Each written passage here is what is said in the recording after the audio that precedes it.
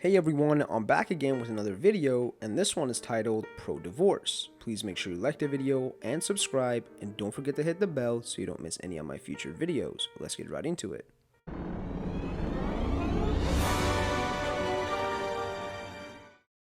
This all happened to me a few years ago. I told a friend the story of my divorce, and I was told to share. Started a few years ago. I thought we were happy. We were your usual suburban professional couple. Financially secure, healthy, good intercourse life, 2 kids, 14 and 9 at the time. I thought we had a healthy social life. We were going through one of your typical married couple rough patches. Both of us were working long hours, not spending enough time together. We were going through some developmental problems with my son, and tensions in the house were running a little high. I noticed that she was spending a lot more time on her phone texting with her girlfriends. I didn't think much of it. I started making a much more concreted effort to get out of work when I could, help around the house, and be more emotionally available. But over the course of a few weeks, the gulf just kept getting wider.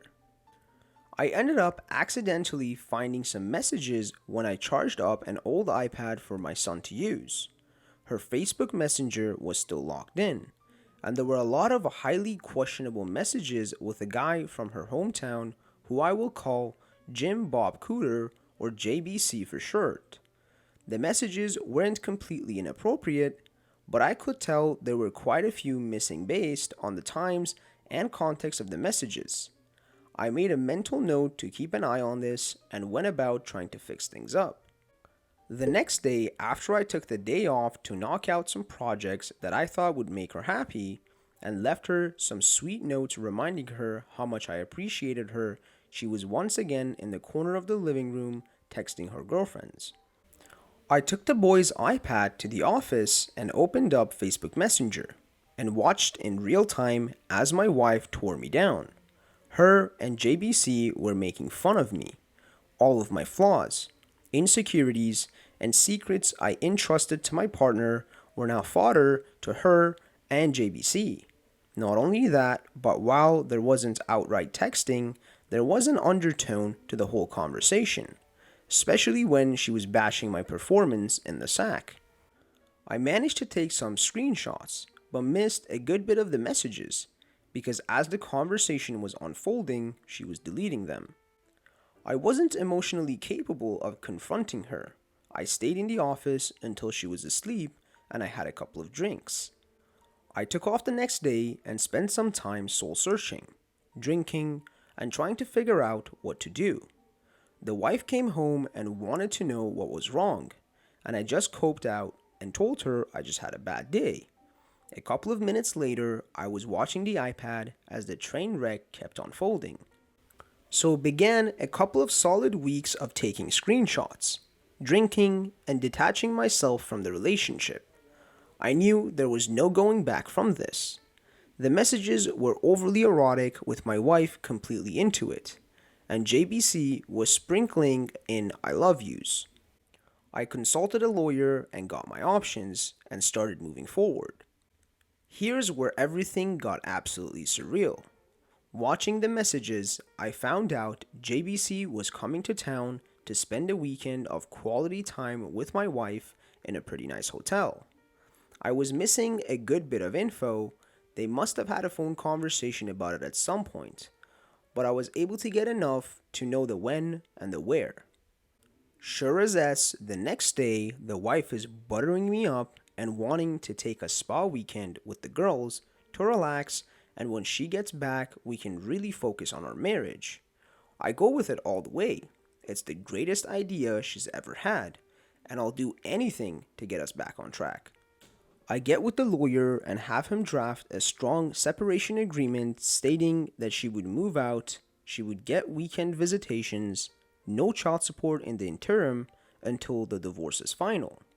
Then, I sit through the most agonizing 2 weeks of my life.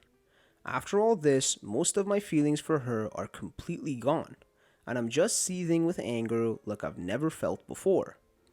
D-Day arrives. I take the day off work. I withdraw half of any money in any account we are joint on, leave her half alone.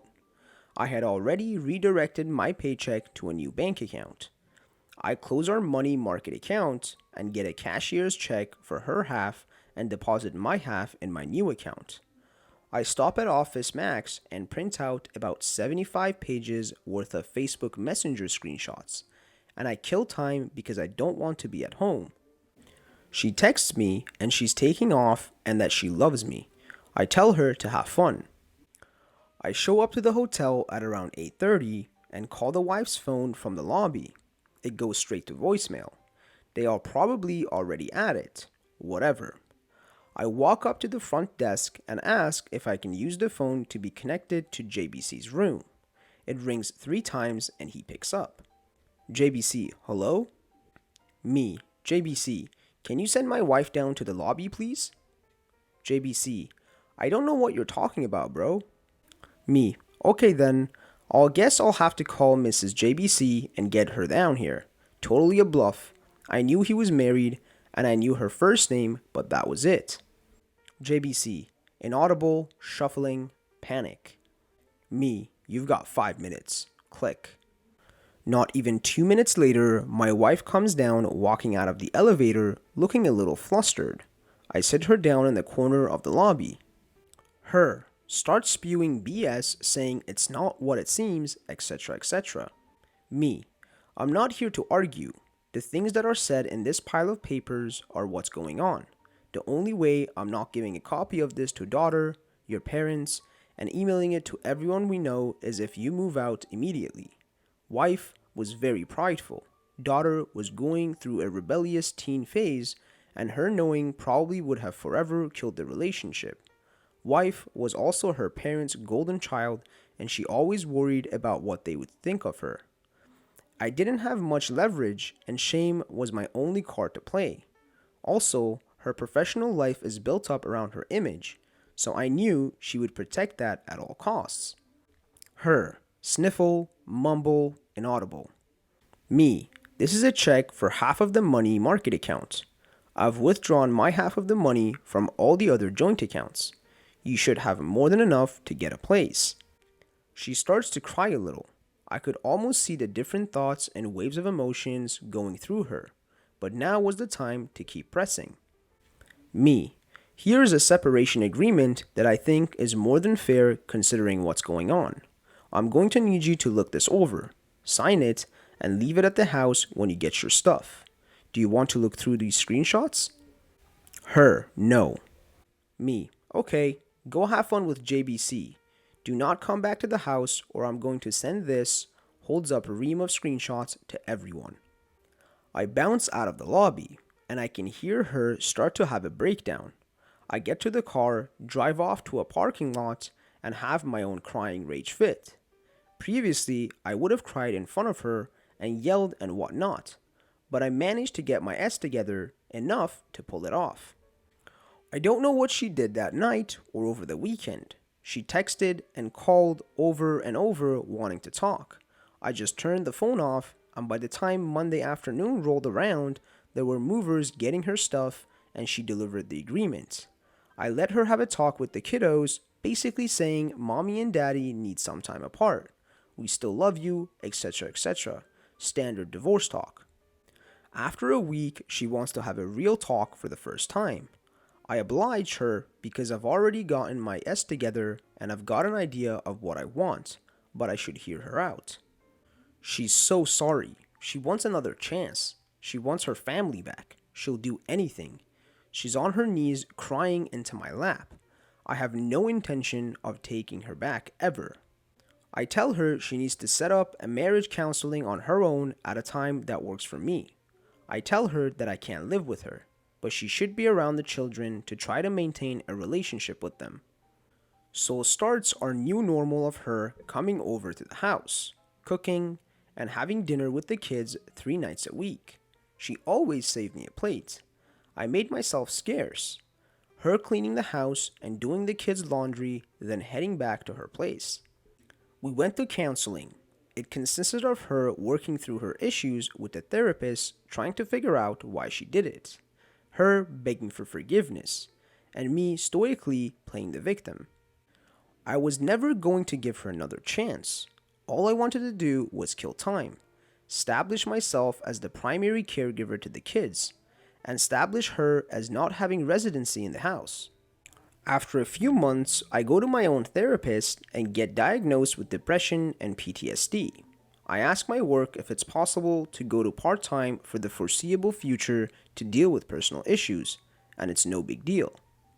After 6 months of therapy, I told her that I couldn't forgive her right now and that I wanted an amicable divorce, but she's still the love of my life and maybe someday we could give it another try. She was devastated, but agreed to the divorce if I promised to try again someday.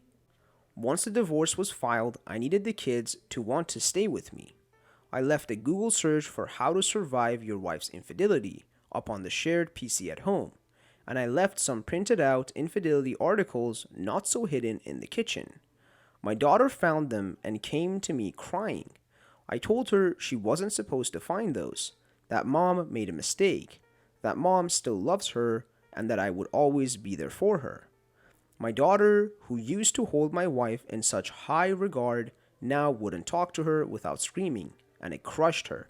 Not surprisingly, when the court needed statements from the kids a few months later, little brother followed big sister's lead, and they both wanted to stay with dad in the house they grew up in. When the divorce was finalized, I got the house, had to buy out some of her equity, but that's okay. I got primary custody of the kids. I got awarded generous child support due to the difference in our income due to me working part-time. Now, for the last 2 years, I've gotten to live in the house with my kids, work part-time, get the now ex to subsidize it for me, and when she takes the kids over the weekends, I get to have my fun with Tinderellas and some FWBs I've cultivated. In the eyes of my kids, I'm the patron saint of fatherhood for taking the high road and always being there. In the eyes of my ex, I'm the one that got away that she will always pine for, and I get the bonus of having her come over for intercourse whenever I want it by dangling that carrot of maybe getting back together. But that is never going to happen. Thank you guys for watching. Please comment below and let me know if there's any other subreddits you guys would like me to make videos on, and also like the video and please subscribe.